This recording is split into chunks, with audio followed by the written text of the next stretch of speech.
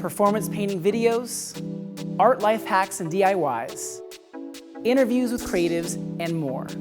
I'll also bring you on my journey as a world-traveling artist. I'm Garibaldi, and this is Art Life.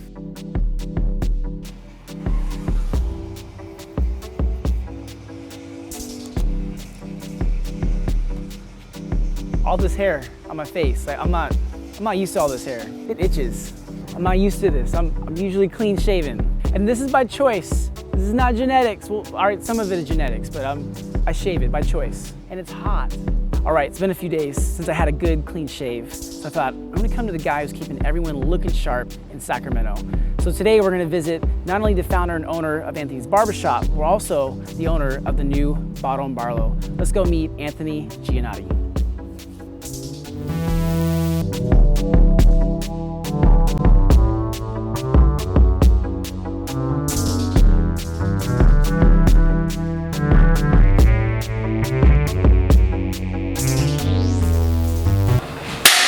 Welcome to Art Life. We're here with Anthony Giannotti of Barlow, and you know, we're in a barbershop. I'm thinking, can you actually give me a beard? Is that possible? You know, if I could give you a beard, I wouldn't be in this business. I'd be making a lot more money. But what I can do is use your facial hair, line it up the proper way to make it look a little bit more, a little bit fuller. All right, cool. Let's get started. Those are prescriptions. So now you cannot see me.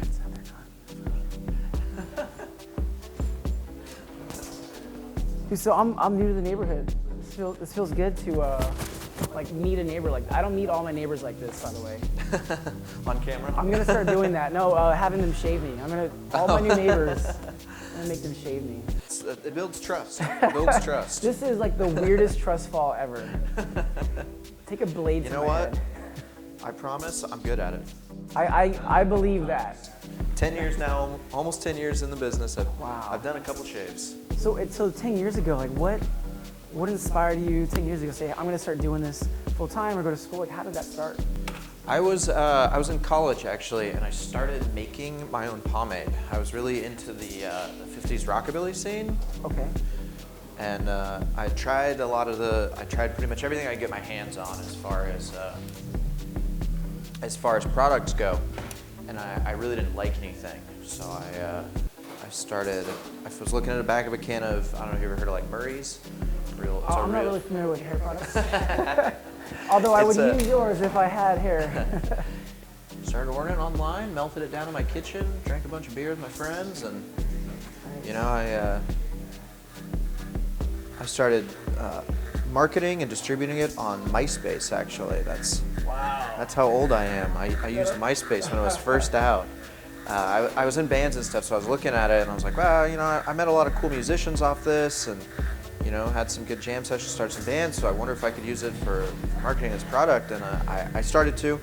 I finished up college. My family owned an automotive business. We decided to sell. So I was like, well, I already went to real school, and that sucked. I really hated college. It really wasn't for me. So I was like, I'm already involved in this hair thing.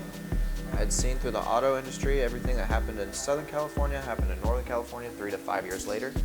So I took a risk. You know, back then white guys didn't go to barbershops. I went back to school to cut hair, got licensed in 2006, and cut for a few years.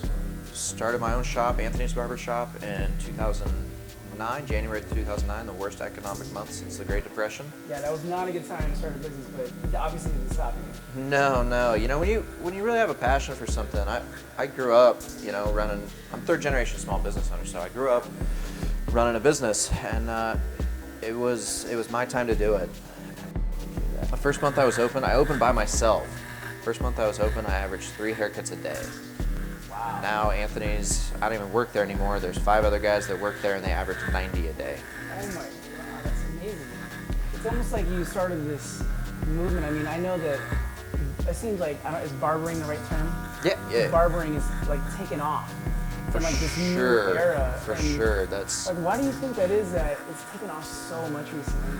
You know, I was looking at it when I was looking at going to barber school, I was looking at it from a purely marketing thing. I have a business degree with a minor in marketing. I love marketing. Yeah. I like cutting hair. I like owning my own business. I love marketing. Marketing is my jam.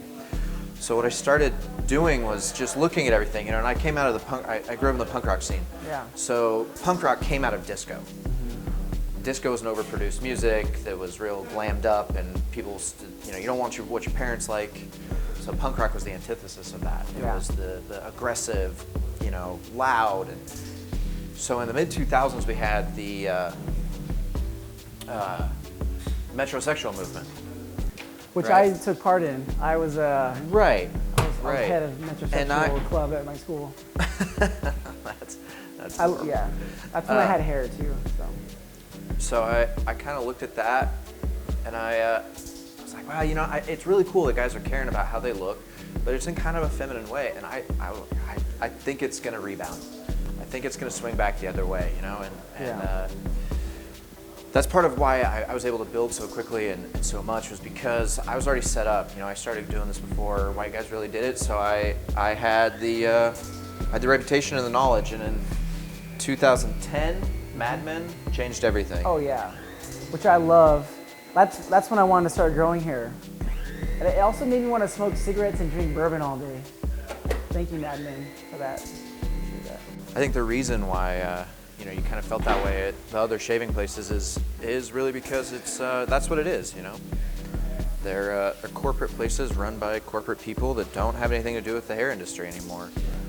You could work at Procter & Gamble, or you could work at, Petco's corporate office. It's all the same. They're all just business degrees.